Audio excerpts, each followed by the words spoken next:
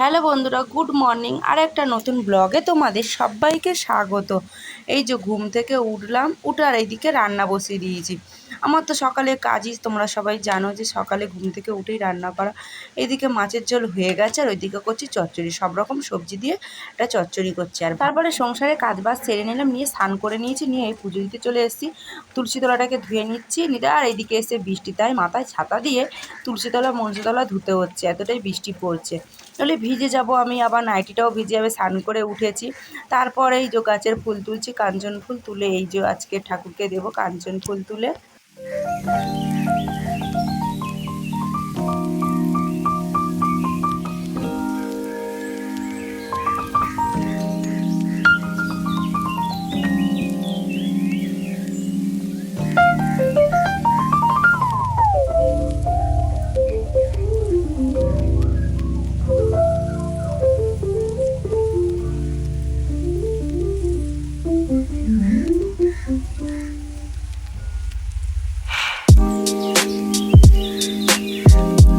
বন্ধুরা, মা কালকে কাঁঠাল কিনে দিয়ে গেছে, তা ভাবলাম কাঁঠালটা কেটে আগে ভগবানকে দিই। তা হাতে একটু তেল মেখে নিই, সরষের তেল।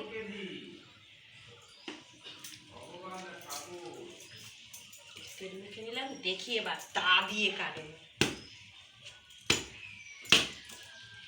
একটু শক্ত আছে বলে তো তাই দা দিয়ে কাটছে না, ভিতরে ভালো কোয়া আছে, কাটতেই পারছি না।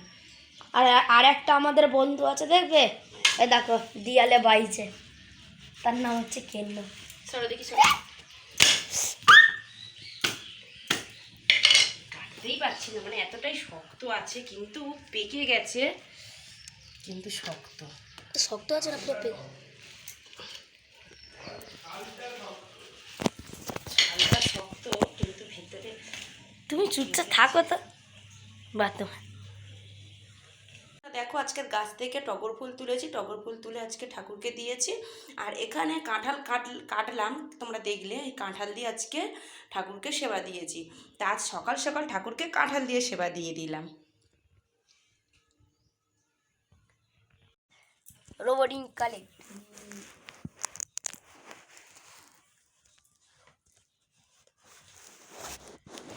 রোবটিং কালেক্ট।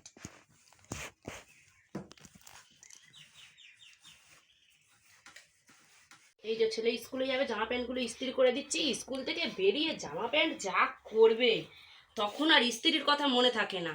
আর যাওয়ার সময় শুধু বায়না, আমার জামা প্যান্ট ইস্ত্রি করে দাও, আমি ইস্ত্রি জামা কাপড় পরে স্কুলে যাব। আর স্কুল দিয়ে বেরোলে বন্ধুরা, জামা প্যান্ট পুরো নোংরা ভর্তি হয়ে থাকে ওর জামা প্যান্ট। স্কুল দিয়ে যখন বেরোবে তখন ওর জামা বলে জামা হয়ে থাকে না, তখন পা পোচা হয়ে যায়। ও এতটাই নোংরা করে জামা প্যান্ট। টাইম পরে ছেলে স্কুলের জন্য রেডি হচ্ছে, আর আমি জামা পরে রেডি হয়ে গেছি, মানে মাথাটা এবার আঁচড়াবো।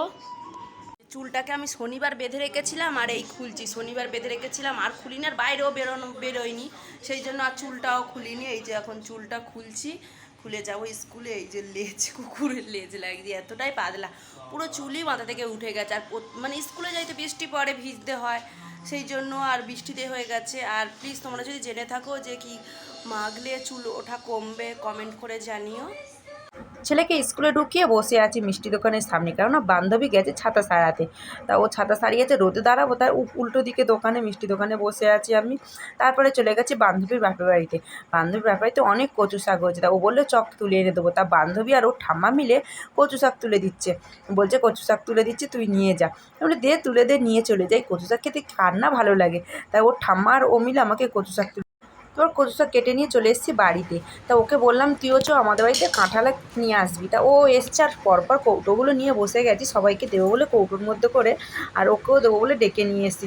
কিন্তু কাটতেই তো পারছি না, এতটাই শক্ত। ওপরে একটু নরম ছিল, কেটে দিয়ে দিয়েছি, কিন্তু আর নিচটা তো প্রচুর শক্ত, মানে ঠাকুরকে সকালে দিয়ে দিয়েছি ওপর থেকে কেটে। হয়ে গেছে বন্ধুরা, যাবো এবার ছেলেকে আনতে। এই শুয়েছিলাম আজকে, আর ঘুমটা আসেনি, শুয়েছিলাম।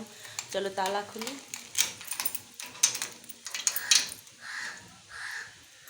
কেন তালা দিয়ে শুয়ে পড়ি তো কে হুটার চলে আসবে ঘরে ঢুকে, ওই জন্য তালাটা দিয়ে শুই। আর কথা কি বলবো, এই যে এখানে এই দেখুন কি ব্যথা হয়েছে, কথা আমি বলতে পারছি না, কথা বলবো মুখ থেকে মানে আমার লাল গলিয়ে গড়ে পড়ছে এরকম। চলো ব্যাগ নিয়েছি, একটা জলের বোতল নিয়ে নিই।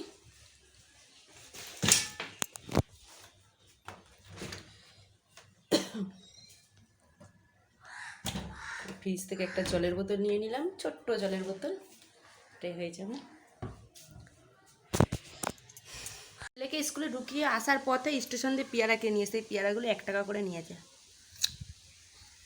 গালে ব্যথাও খেতে পারছি, এক সাইডে খাবার মোটামুটি ভালো, মোটামুটি ভালো আছে।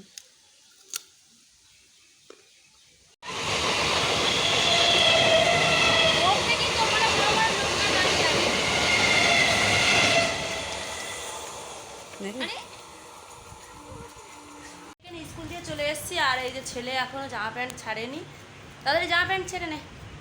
ভাত খাবি? পেয়ারা খেতে দেবো? না, পড়তে বসতে হবে।